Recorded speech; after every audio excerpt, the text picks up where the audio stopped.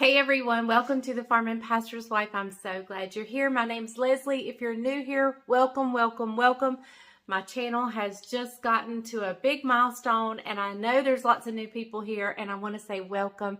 Thank you for joining us. To those who have already been here, thank you so much for coming back and I appreciate you more than you know. Okay, so we're going to do a good old staple country supper. It's actually a supper I struggle with fixing. It's one of those that I'm kind of hit and miss. Sometimes it's good, sometimes it's not. So that's what Bryant wants tonight for supper. And I'm going to do it in a different way. Will he like it? Stay tuned and we'll see. Hey darling, can I tell you what's been on my mind? Sick and tired of the 9 to 5 in the city life. Hey darling, we could get out of town, see the beautiful world around, wanna see it now. Pack our bags and get in that car, leave a little note and we'll drive real far. Let's get out, we can leave this city. Let's drive to the open air. Yeah, the countryside is... Okay, so if you have been with my channel, you know that just the other night we went out to eat for our birthdays. The kids took us out to eat for our birthday. That was actually kind of my birthday meal because I'm the one that usually cooks the birthday meals and I just wanted to go out. So we went out to celebrate both of our birthdays, but it was kind of for me. Bryant would much rather stay at home and have me cook. So this is actually going to be kind of his birthday meal, and this is his favorite meal. He loves cube steak and gravy. Now I do it frying it on the stovetop, and that's the one that's hit and miss. Sometimes I get it too tough. Sometimes it's just, yeah, you just never know. And then I'll make the gravy and so forth. And then I do one that's in a crock pot, and that's so easy and so simple, but it's not necessarily the full-blown homemade type. You know, it's not you kind of miss getting the little crusty bits and stuff that you get when you fry. But it is so good. It's a great Sunday lunch. While you're at church, let it cook while you're at church. While you're at work, come home, have a good, quick, easy, delicious, comforting meal. It is wonderful. So check out my channel for that video. But today we're going to do it the old-fashioned way. But I'm also going to incorporate the crock pot. Now, this is not my idea. I saw this on another channel. I think it was Celebrating Appalachia with Tipper. And she too has the same problem I have of not being able to fry the cube steak to where it's good and tender. My husband's grandmother would take the edge of a saucer and beat it.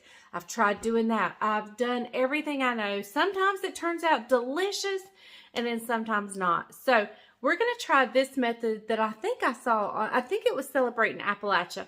And so we're going to try this method and see how it works. So first we're going to come to the stove with my cast iron skillet. I'm going to get some oil going and I'll meet you over here when I get everything out.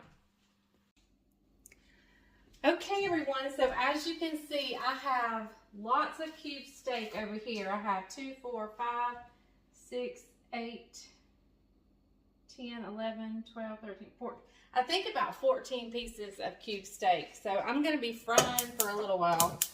All I'm going to do is I'm going to get it brown and crusty on each side. I'm not worried about getting it cooked through. I'm just going to get it brown and crusty. And I'm going to move my crock pot insert over here. So as they come out, I'll just lay them in the crock pot. So I'm actually kind of doing the best of both worlds. And let me tell you, gotta wash that. If you have a blending fork, this is what I cut in lard and so forth when I'm blending it in. But this is a great like meat fork when you're frying. Just just FYI, it is a great meat fork. Okay, so I have my cute little apron on from my cousin whose mom lives in Mexico, and she got this for me, and I'm so excited about it. So I'm going to let my oil get hot, and I'll bring you back in just a little bit. While it's getting hot, I'll go ahead and tell you about seasoning. All I did was I put some salt and pepper on the meat. I seasoned the meat. You can season your flour if that's what you want to do. You are more than welcome to do that. I typically fry in self-rising, but you could do either. This is self-rising. I did put a little bit of my Kinder's buttery steakhouse. I didn't have much of that left in the one container. I have another full container, but I did put just a sprinkle of that in the flour. But the main seasoning is just salt and pepper on the meat itself, front and back. I do season front and back of my meat, but you know, that's just the way I do it. You don't have to do it my way. You can do it whichever way you want. It all accomplishes the same purpose, which is to season the meat. And I just usually sprinkle a little flour to see if my oil's ready. It's not quite ready. And I am definitely going to need more flour. So I'm going to go get some more once I get the first batch started. Sometimes I was checking to see if that was folded up. Sometimes like cube steak or tenderized meat can get folded up on top of itself. And so I was just checking to see if that's what had happened, but nope. So I'm just flouring and then laying off to the side so I can get several going at one time.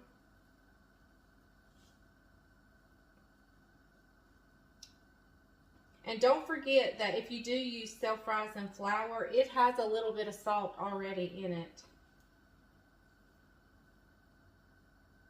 So you don't need to add as much.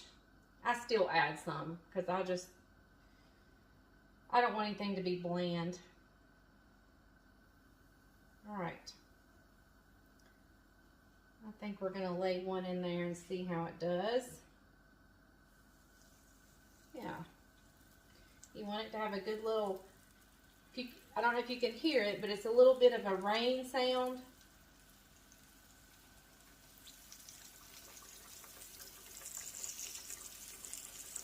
And remember, I am just browning this on each side. I'm not cooking it through. Now you don't want to crowd your pan, but since I'm cooking so much, I definitely want to get as much in there as I can. Okay guys, I'll bring you back in just a little bit.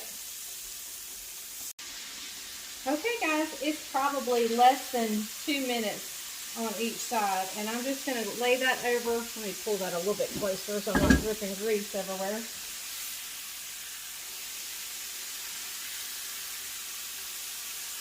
And I'm just going to lay that down in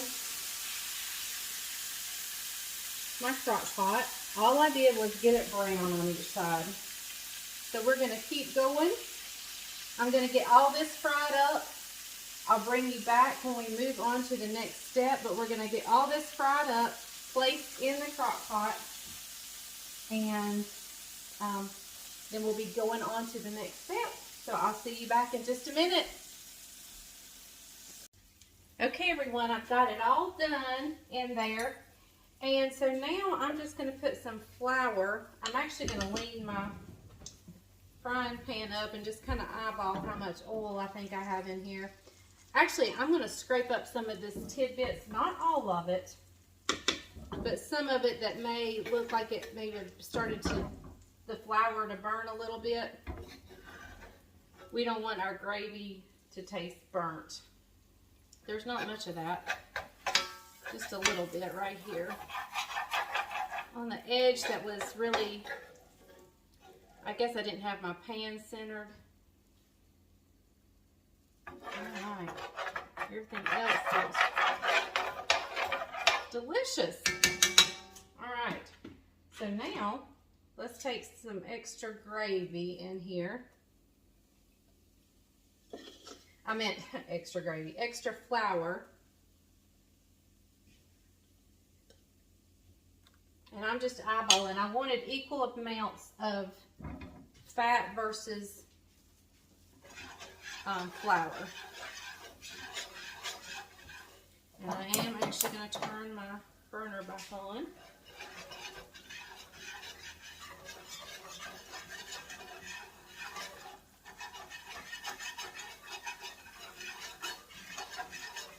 And I have some chicken broth over here. I didn't have any fresh chicken broth or frozen, so I just made my own with some bouillon. Or it wasn't bouillon, it was better than bouillon, or the chicken base that we use in the chicken stew. That's what it was. I'm going to add just a little bit more flour. Just definitely want to have enough.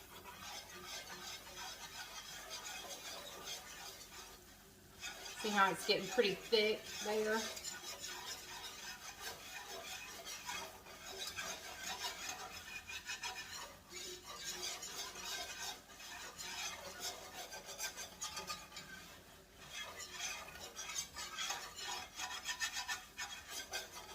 I'm getting all those good crusty bits. Now, the cooking is going to happen in the crock pot. I just did the tasty part by getting it browned. So this is definitely not a neat process by any means. All right, let me grab my chicken broth. And we may need to add more water or milk or whatever liquid you want to add, but we're going to start with chicken broth or beef broth, whatever you have.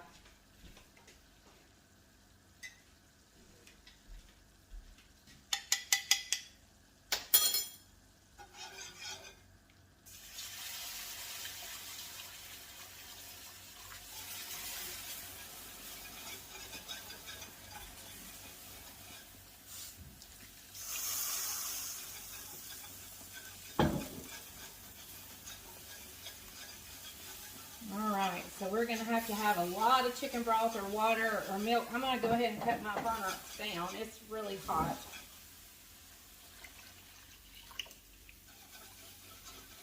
Okay, let me get all the lumps whisked out of this and we'll see where we are.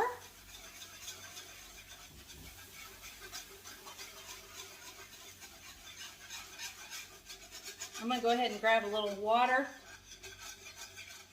That's looking really good, but it's still just a tad bit too thick because it's going to thicken up even more in there.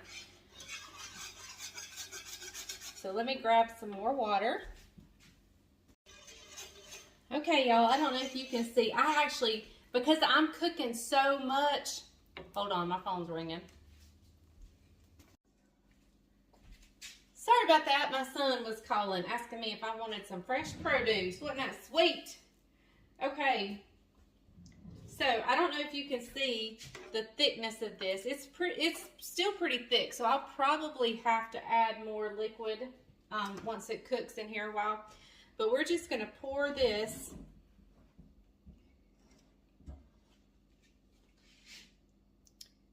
into our cube steak.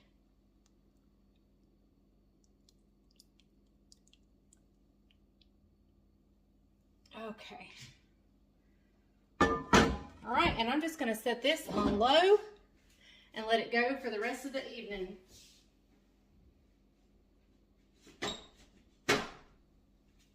I am going to wipe, I had flour all over the edge of it, so I'm going to wipe that off.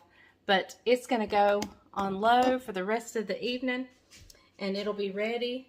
So that's homemade, home fried cube steak, and it's just going to cook in here, and it's going to be so tender and so delicious. So, all right, we'll be back. Let me get this flour off. We'll check it periodically to see if we need to add liquid. But now I can clean up the mess I've made over here. Do y'all make a mess when you're frying? Oh my goodness. Frying makes such a mess to me. But anyway, I'm going to clean that up and we'll be ready to do something else in just a little bit. I've got my tea made. Oh, let me tell you what else I'm going to do. One of the things I wanted to try with my apples this year, but I didn't do, was apple pie filling. And one reason I didn't do it is because I've never tried it. A canned apple pie filling and making a pie out of it. Well, somebody gave me some and I haven't used it yet. So I think we're going to make an apple pie with that apple pie filling.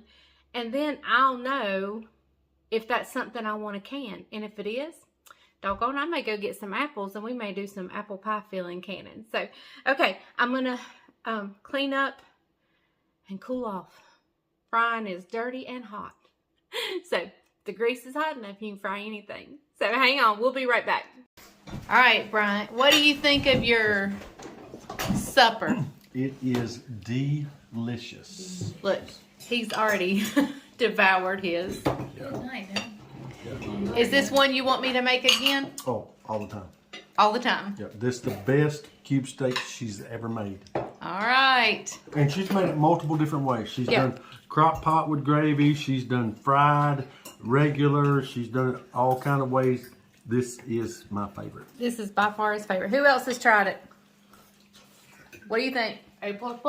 Good, good. Me. Very good. Hey, introduce Bubba. They That don't is know my Bubba. brother down there on the end. I don't think you guys have ever met him, but this is my brother. Tell him what his name is. His name is Dwayne. He's a lot older than I am. AKA. 17 years old. Yep, he's 17 years older than I am. AKA what? AKA Bubba. If you ever hear us reference Bubba, that's who we're talking about. Isaac, what do you think? It's delicious. Delicious, Jess? I don't. It's just too good. Restaurant, Just too good. Restaurant good. Me. Me. Me. What do you think? Is it delicious? Yum. Yum. What is it? Is it delicious? Yeah. Say delicious. again. Oh, wishes.